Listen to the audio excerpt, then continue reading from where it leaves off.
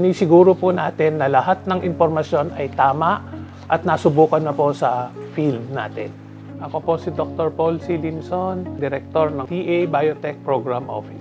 Si Biotech ay isang programa na binuo para taguyod yung mga teknolohiya tungkol sa biotechnology sa agrikultura. Ito po ay para ma-ensure yung food security natin, climate change, access dun sa ating mga technologies. Ang Biotech Program Office ay meron pong 3 biotech centers. RAP Biotech Center na naka-house sa Philippine Rice Research Institute sa Muñoz, Livestock Biotech Center na naka-house po sa Philippine Carabao Center sa Muñoz, at saka po yung Fisheries Biotech Center na naka-house sa National Fisheries Research and Development Institute. Meron tayong mga partners, regional field offices po ng DA, merong research and development institutions, SUCs, at saka po yung mga project partners natin na tumutulong pong maitaguyod yung ating adhikain tungkol sa bioteknolohiya.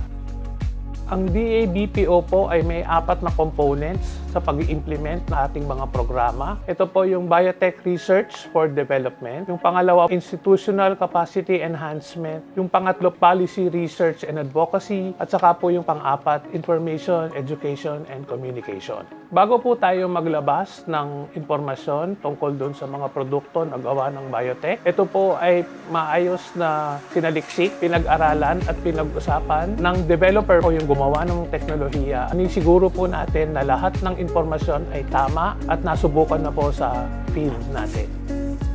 Yung DA-BPO po, kasama yung mga project partners natin, pinapalaganap natin yung kaalaman ng mga tao. Dapat gawing simple yung technical na bagay. Meron pong educational campaigns na ginagawa sa ating pong mga estudyante, sa mga researchers, sektor na nagpapatakbo ng ating gobyerno. Sinisimulan na rin po natin na ituro sa mga estudyante ng STEM kung ano po yung kahalagahan ng bioteknolohiya sa ating buhay. Biotech for life! Biotech for life! Biotech for life! Yay! Biotech for life! Biotech for life! Biotech for Life.